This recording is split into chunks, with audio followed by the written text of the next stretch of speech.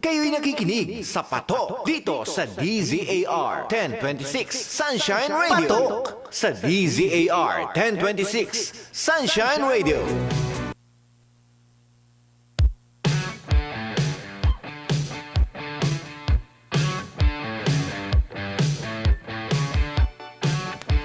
Alright, partner Cherilyn, as promised, after ng ating quick break, dito na tayo sa ikalawang bahagi ng ating program. Marami na tayong na-share na tips para doon sa mga gustong magnegosyo. This time, ang kwento naman ng ating special guest, ang ating tutunghayan. Paano ba sila naging successful? Ano ba yung kanilang mga pinagdaanan? Kasi sabi nga natin, may mga obstacles along the way. So this afternoon, para ho sa ating episode today, Tuesday, ikalawa na po tayo ng Mayo, ang owner po ng Empanada Ahoy. Aba, talagang iba yung kanilang pangalan. Actually, yung title natin today, sabi nga, Empanada with Love. Walang imposible sa mag-asawang nagpupursige. O, diba? Totoo ho yun. And this afternoon, I'm glad na ipakilala po sa inyo si Ma'am Heidi Garin Setro. Ma'am Heidi, magandang hapon po. Good afternoon, ma'am. Mukhang hindi ata nakaano. Ayan. Hello, ma'am. Naririnig niyo po ba kami? Yes, sir. Naririnig ko po. Ayan. Okay. Magandang hapon po. Thank you for your time. My name is Tony. Kasama ko po si Cherilyn. Magandang Welcome hapon po po, dito sa ma'am. Patok. Magandang hapon po. Ayan. Okay. So siguro sa unang bahagi ng ating kwentuhan, Ma'am Heidi, siguro a short story of your humble beginning. Sino po ba si Ma'am Heidi? Siya ba ay anong klaseng bata? O ano ba ang estado ng family? At ilan ho kayong magkakapatid, Ma'am Heidi? Galing po ako sa malaking pamilya. Uy. Sampu po kaming magkakapatid. Ako po ang pinakabunso. Mhm. And sa tulong po ng aking mga kapatid, napag-aral po nila ako ng college, nakagraduate ako ng AB Psychology sa San Sebastian College. And then nakapagtrabaho po ako ng 4 years as HR specialist. Pero nung nakapag-asawa po ako and nagkaanak, mas pinili ko po maging stay at home para makapag-alaga ng anak. And then doon ko po naisipan na maghanap ng mapagkakakitaan kahit nasa bahay lang. Mhm. So, doon nagsimula yung interest nyo sa inyong empanada business. Kumbaga parang hindi pwedeng nasa bahay lang. Kumbaga dapat ay productive pa rin kahit nasa bahay lang, Ma'am Heidi. Actually, sir, aksidente lang po yung empanada talaga? business namin. Kasi yung asawa ko, paborito ang empanada. Mhm. So, nag-research po ako sa YouTube kung paano gumawa ng empanada. And then, nagbaon po siya sa office, yung po ang paborito niyang baon sa opisina. And then, pinatikim niya yung mga ka-office mate niya. And then, nasarapan. And then, araw-araw na silang naghahanap. And then, hanggang sa naisipan na namin, sige, gawin na nating business. Kasi marami nang gustong umorder. So, yun po. Ang galing naman. So, ilang taon na ho ito si Empanada Ahoy, ma'am? Nag-start po kami 2015. So, almost 9 years. 8 years. So, mag-8 years na po siya. So, online. Pero nag-start po kami magkaroon ng physical store 2020. 2021, nung nagsimula po yung pandemic. Bakit po Empanada Ahoy, ma'am, yung name ng business? Aside Ahoy from po it is is a Empanada native- din. is a Ahoy. native expression galing dito po sa Alfonso, Cavite. So, ikinunat na lang po namin na parang sarap ahoy. So, empanada masarap. So, empanada ahoy. Oo, So, kasi ganun yung empanada is galing pa sa Spanish time na business din inadapt na lang ng mga Filipino. So, salamat sa mga Espanyol. Opo. So, mula sa hilig ni Mister, na pagbabaon, pinatikim sa mga katrabaho, nagustuhan, And parang nagkaroon kayo ng idea na bakit hindi ba natin ito gawing business? And doon na nag-start itong Empanada Ahoy na inyong business ngayon. By the way, Ma'am Heidi, meron bang business, meron bang inclined sa business sa family? Kasi minsan may pinagmamanahan yung interest natin. In your case, meron bang negosyante sa pamilya na pwedeng, kasi sabi mo nga, nagtatrabaho ka before. So parang hindi kaagad business yung pumasok sa isip mo, Ma'am Heidi. Yung halos sa father side ko po is nasa business. Okay. Mahilig silang magnegosyo. So, ang business po na almost sa mga family side ko po is construction, tsaka mga hardware, Okay. mga ganun po. So, wala pang food. So, bali first time po sa family namin na merong food business. Sino yung idol mo siguro doon sa iyong sa buhay and sa business? Usually kasi marami naming natatanong dito ng mga guest namin na nanay, tatay, family yung parang naging influence and idol nila sa kanilang pagbe-business. In your case, Ma'am Heidi, sino yung parang idol mo when it comes to your business? Pagdating po sa negosyo, yung tatay ko. Kasi siya po sa kanya ko natutunan yung magsimula ka kung anong meron. Okay. And then pagsikapan mo. So, hindi siya naghihintay ng perfect timing or don't make things perfect bago mo simulan. So, pag okay, simulan mo na, take action agad. So, yun po yung natutunan ko sa kanya. And dun ko siya, kaya ko siya iniidolo. And then, idol ko din yung nanay ko kasi sa kanya ko natutunan yung pagiging matyaga. Kasi 10 kaming magkakapatid and then napagtyagaan niya kaming alagaan na 10 and then napag-aral niya kaming lahat. Kaya nga, So, di ba? That's something, Ma'am Heidi, dahil hindi ganun kadali na erase yung 10 Yes. 10 anak. So talagang very true na kasama sa dapat iniidolo natin. Yung mga nanay natin na talagang nire-raise yung kanilang mga anak ng sabi nga walang hanggan. Partner Cherilyn. Ayun, so bago tayo magpatuloy, mayroon tayong isa-shoutout dito. Nanonood ngayon si Ma'am Nanette. Good afternoon daw ho, ASM Inay. I'm watching. Ayun ho. So, next question ko ho kay Ma'am Heidi. Ilan na ho lahat yung reseller ho ba yung tawag ninyo dito, Ma'am? Or meron ho kayong physical store na Meron po kaming mga own branches. Sa Wow. ngayon po, meron kaming 3 store branches na makikita po dito sa Cavite. Ito po sa Alfonso, sa Mindes, at saka po sa Indang. And then, meron po kaming isang food truck na gumagala po within Cavite din. Ngayon po, nasa Silang Cavite sala. Yung aming food truck. Talaga.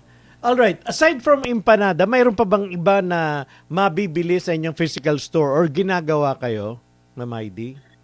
Wala, sir. Nakafocus sa ngayon po. Talaga. Nakafocus po kami sa empanada kasi ang aming pong empanada ay merong 10 flavors. Okay. And then, siniserve po talaga namin siya as bagong luto.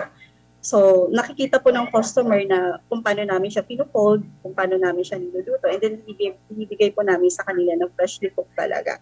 So, yun po yung parang pinakang value ng empanada namin, bagong luto na siniserve. Wow. Maaari ba naming malaman kung ano-ano yung mga 10 flavors na yan, Ma'am?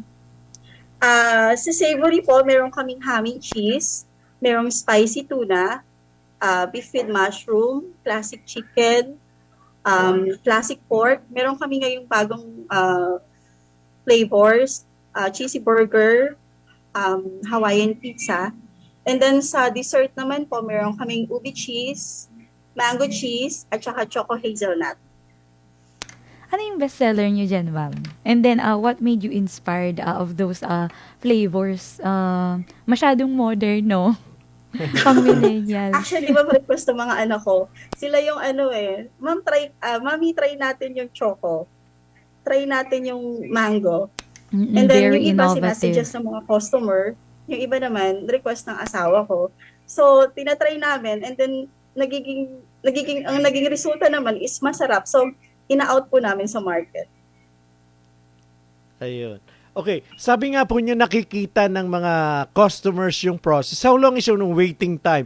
Just in case nandyan ako sa inyong store, Gaano ba siya katagal iluto, Ma'am Heidi? 10 minutes ba luto na yung empanada? Sir, depende po sa dami. Pero yung minimum namin, sir, na one box, it takes 8 to 10 minutes po Okay. para So, magluto yung pwede empanada. talagang hintayin. Pwede talaga siyang hintayin. Yes, ma'am. Ay, sir. Ganun pala yung ano. Okay, siguro sabi nga in every business dahil may partner eh. Maliban kay Sir, sino-sino pa ba yung kumbaga parang naging katuwang nyo sa negosyong ito, Ma'am Heidi?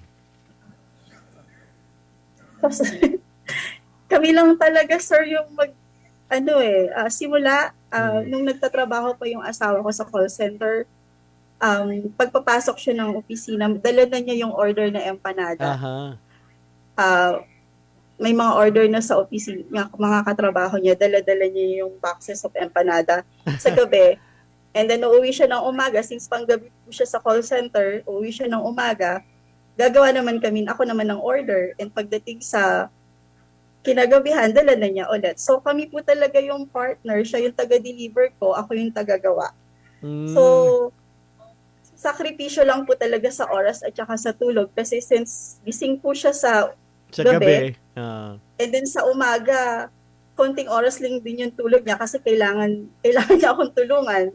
So, dati po talaga, konti lang yung tulog namin. Buti po ngayon, meron na kaming helping hand, meron na kaming mga employees na kahit paano po is malaking tulong doon sa pagpapatakbo ng aming negosyo. And siguro meron na rin kayong in place na system. Kumbaga, alam nyo na ito yung dapat mauna. Somehow kasi nakakatulong yun na meron tayong sistemang sinusunod para sabi nga, naliles natin yung nasasayang na oras. Na yan. Partner Cherilyn. Ayun, baka gusto ho nilang i-share ang secret ng business ho nila ng empanada.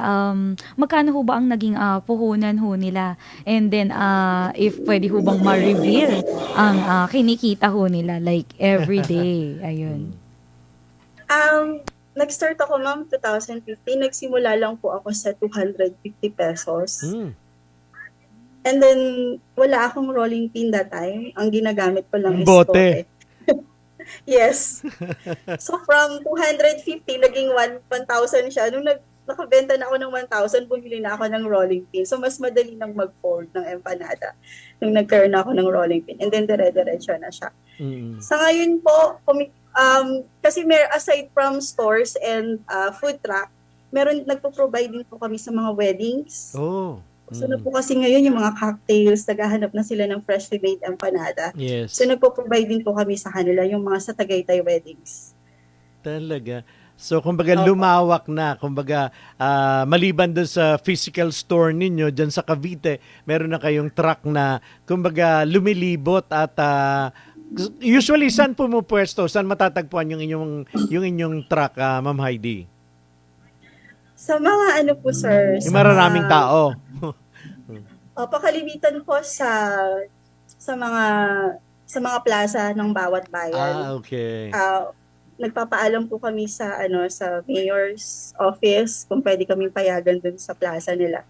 And then andun po kami per schedule na every week dun kami, and then next week Iba sa naman. another bayan naman po. So nililibot po namin bawat bayan dito sa Cavite. So, bahagi yun ng strategy ninyo para maipakilala. Kumbaga, kasi kung sa Alfonso lang, edi yung mga taga-Alfonso lang. So, at least, hindi lang mga taga-Alfonso yung nakakatikim nito. Kung hindi, maraming mga lugar na rin na napupuntahan ng inyong truck ang nakakatikim at pwedeng mag-attest kung gaano kasarap yung inyong empanada. Sana dumaan dito yung truck na yan mamaya. Yun din po, ma'am, yung answer, yung basis namin kung yung susunod na branch. Halimbawa po, malakas siya sa Silang. So, doon po yung susunod namin na branch. So, yun po, doon po kami nagbe-base kung saan yung susunod kami magtatayo ng store branch.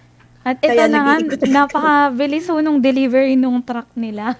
Nasa kamay na ho ni Sir Tony. Eto, right this very minute ay hawak ko na ho ito. Sasabihin ko pa lang sana kanina, Ma'am Heidi, Sir, sasabihin ko pa lang sana kanina, paano ko kaya matitikman yun ang layo nung Cavite. Biglang may angel na pumasok dito, may dala-dala na nga nitong So, ang laman ng isang box is how many? Ilan ba to? 2, 4, 6, 8, 10, 12? Or depende sa laki ng kahon?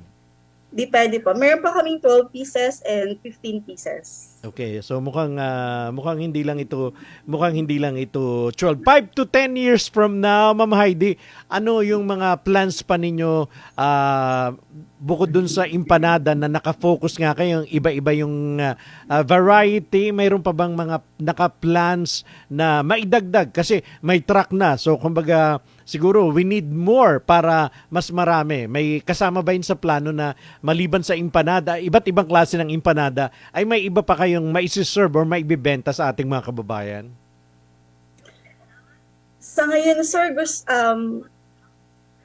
siguro next year, sir, piniperfect pa namin yung system namin para makarami kami ng branches. In 5 years, pangarap ko pa talaga na malagyan ng bawat bayan ng Cavite ng store branches ng empanada. Wow. And then, sana madagdagan namin siya ng kape soon.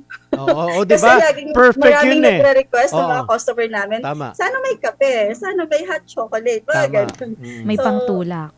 Sana pa madagdagan namin siya soon. Ayan. Pinag-aaralan na po namin. Yes. Oo. Open na po ba ito for franchise, ma'am?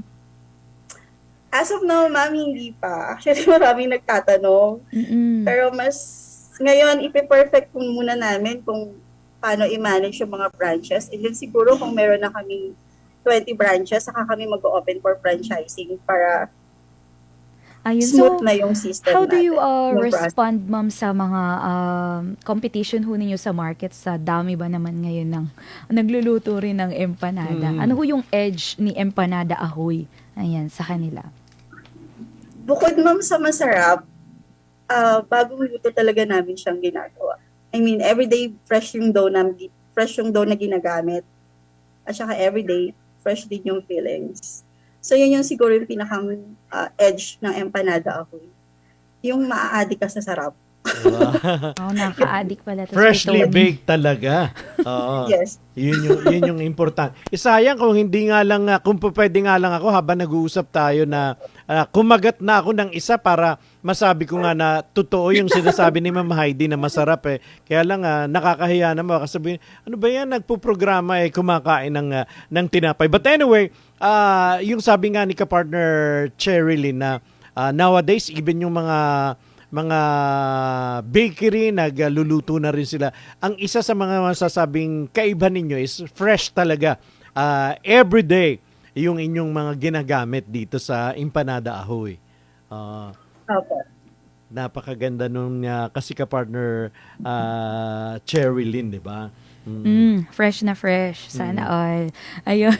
So, maaari niyo po bang imbitahin ang ating mga manonood na tangkilikin pa po ang Empanada Ahoy. Ayan, so you may spill Yung mga gusto your hong contact details. mag-order, paano ba sila pwedeng mag-order para matikman? Kami ba dito sa Manila? Sa bagay, Manila is hindi naman siya kalayuan sa Cavite. Pwede rin bang yung mga taga Metro Manila na nanonood ngayon mag-order nito, Ma'am Heidi? Yes, sir. Kung gusto niyo pong umorder o matikman yung aming freshly made empanada, message lang po kayo sa aming Facebook account na Empanada Ahoy main branch. Ayan po. And then pwede rin po kayo mag-send ng email kung meron po kayong mga huge event. Actually, sir, nakakapag-serve na kami sa Araneta Coliseum last 2 weeks ago ba? 2 weeks ago, meron silang malaking event doon. And then kami po yung nag-serve doon ng empanada. Talaga? And then kung meron po kayong mga weddings, contact nyo lang po kami sa aming Facebook. Ayan, yung mga nagpaplano dyan ng weddings, baka gusto nyong itry. And sabi nga, 'di ba, importante kasi na may coffee or kung ano man yung pwedeng i-pair kasi yun usually yung hahanapin ng ng ating mga kababayan. But very soon, hopefully pag na-perfect nyo na yung pwedeng maging partner ng Empanada Ahoy, lalabas na rin yan, Ma'am Heidi. Yes, sir.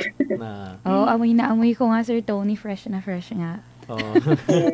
Ikaw, pwede mo nang kagatan para bago tayo magtapos masabi mo na, ay, totoo yung sinasabi ni Ma'am Heidi. So, up to now, maliban doon sa inyong ilang mga kasama na kayo pa rin ni Sir ang on top dito sa business. Talagang, kumbaga, decisions and plans, talagang kayo pong mag-partner pa rin talaga ang, sabi nga, nandito, on top of the situation, Ma'am Heidi. Yes po. Importante po yun.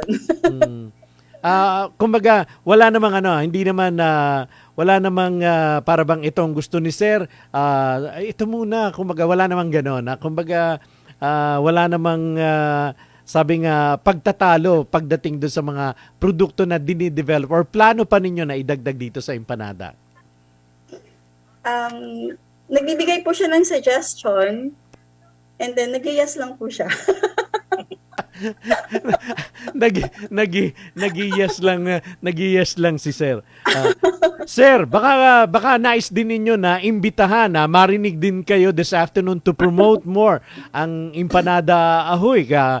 Kasi kumbaga kayo naman ni Ma'am Heidi talaga yung nasa likod nito. Baka pwede rin yung imbitahan yung ating mga viewers. Actually, hindi lang ho tayo dito sa even abroad na may access sa internet, naririnig nila tayo. Ano ho ba? Mayroon ba kayong pwedeng ma-share sa mga gusto rin po na mag-business, Sir?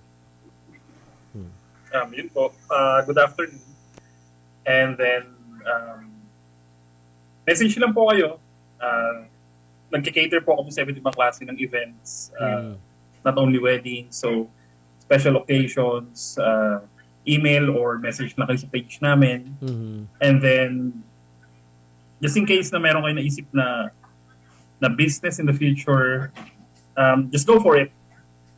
Go lang ng go. Kasi hindi mo malaman yung result unless itatry mo. So, yeah. So, yung sabi mo nga ka-partner Cherilyn, sinabi din ni Sir kanina na yun na nga, kumbaga, kung hindi mo susubukan, paano? So, kasama ho ba sa preparation na be ready? Kasi nga, pwedeng sa isang try mo ay hindi ka agad maging successful. So, in your case, Ma'am Heidi, Sir, kumbaga, ito talaga yung first na venture nyo na business. Empanada talaga. Wala kayong na-try before na ibang klase na business? Ako, sir, nagre-resell ako kung ano-ano. May damit, gumagawa ako ng pancake, nagbibenta ako ng mga paso. Yung mga ganun, sir. Yun yung alam mo, yung full-time mom na nagbibenta ng mga kung ano-ano. Before po ako mag-empanada, kung ano-ano yung binibenta ko. Okay. Hanggang sa accidentally na-discover namin itong empanada na marami palang naghahanap ng masarap na empanada. So, nagdire-diretso na po siya. Ayun. So, kumbaga, lakas din ng loob, kailangan din yon sa pagninegosyo, Ma'am Heidi. Yes, lakas ng loob and huwag maniniwala sa mga... Kasi pag may sinisimulan ka ng business, marami kang maririnig na mga negative. Opo. Lalo na sa mga paligid mo. Hindi ko malilimutan, sir, na may nagsabi sa akin na, pang remote area lang yung empanada mo. So, instead na mawalan ako ng pag-asa, parang ninotivate ko yung sarili ko na balang araw yung empanada ko is makikita sa mga social na event. You take it And as a challenge. Nangyayari na siya. So, hindi lang pang remote area yung empanada ako. Oo naman. Di ba, kilala nga yung vegan. Isa sa nakatulong sa vegan is their empanada. So, eto rin, mayroon din kayo dyan sa Cavite na empanada ahoy na sabi mo nga, freshly baked at talagang maraming pagpipilian. Pakiulit-ulit yung mga choices ng ating mga empanada natin, Ma'am Heidi. Ano pa ba yung mga variety? Meron po savory flavor, ham and cheese, spicy tuna, beef with mushroom, classic pork, classic chicken, Hawaiian pizza, and cheesy burger. Sa dessert po, meron kaming mango cheese, ubi cheese, and choco hazelnut. Pwede bang bumili tingi-tingi or buy box ang pagbibenta nyo, Ma'am Heidi? Yes, sir. Pwede po ng tingi-tingi. Especially yung nasa truck nyo. Opo, pwede po na tingi-tingi. Ayun. Pwede po isang peraso lang, okay lang po yun. Meron nga po bumibili sa amin isang peraso para matikman. And then siguro mga after 15 minutes, bumalik Babalik ulit siya. na. Pabili na ng 2 box. Kasi nagugustuhan nila. Ayun. Okay. Magkano raw po? Ayan, isa sa mga viewers siguro natin ito nagtatanong, magkano po yung inyong empanada raw? Siguro per piece muna tayo bago yung per box. Ngayon po, 30 pesos po yung isa ng empanada. Okay. Pero pag 4 pieces po yung binili nyo is 100 pesos lang po siya. And then, mas makakatipid po kayo kung one box of 15 pieces, magiging 350 lang po yung isang box. Oh, okay. So, eto, siguro pagka nakadalawa ka nito, busog ka na eh. Busog ka na. Partner Cherilyn, baka may mga nais ka pang tanungin kay Sir at saka kay Ma'am Heidi. Ayun, so thank you so much po for inspiring us and inspiring our viewers na turning the negative into positive po. And then hindi lang ho natin ilalagay ang mga putting our eggs in one basket kundi sa mas maramihang basket ho. Ayan, one of the strategies ho na ginawa ho nila Ma'am Heidi. Ayan, so lastly po, para ho sa live guesting ho nilang ito, dumako naman ho tayo sa gabay sa tagumpay ho. So, ano ho yung maaring ma-impart ho ninyo sa ating mga viewers, ayan ho, and listeners na gusto rin hong magnegosyo, pero unti lang ho yung puhunan kagaya ho ninyo. Ayan. Ayun, tulad ng ginawa ko, always start on what you have. Wag kang hihinto hanggat hindi mo nakukuha yung goal mo. Never This stop is- learning and huwag hihinto. Never stop learning. Ah, Laban lang po. laban lang araw-araw, 'di ba? Laban lang, Sir Tony. I like it, May 'di ba? 250 ako dyan, Sir Tony, mag-negosyo na tayo ng empanada mamaya. Kaya nga eh. So, alam mo maganda 'yon. Napaka-simple. Wag kang hihinto. Kasi marami sa atin na para bang pag naka-encounter ng nakarinig lang ng negative, pinanghihinaan na ng loob. Kumbaga, sige lang, never stop learning, laban lang araw-araw. Sabi nga ni Ma'am Heidi. So, before we totally wind up this afternoon, again, Ma'am Heidi, sir, invite po ninyo yung mga viewers natin. Find time to visit your physical store kung nandyan sila sa Alfonso ho ba? Sa Alfonso? Saan ho ba sa Cavite? Yung mga... Pwede niyo pong bisitahin yung mga branches namin sa Alfonso, Cavite. Sa Indang, Cavite, malapit po kami sa Cavite State University. And then sa Mindes, Cavite po, malapit po kami sa municipal office ng Mindes, Cavite. And then yung food truck po, pwede niyong abangan sa aming Facebook page kung saan po siya nakaroute ngayon. Sa ngayon po, ngayong araw na to, for the whole week, andun po kami sa Silang, Cavite. Ayun. So, yung mga taga Silang, ayan, this week daw ho, hanggang weekend, nandyan sila. Hanggang Sunday, sir. Hanggang Sunday pa. Ayan. So, paano, kumbaga, kasi may physical store, may truck pa.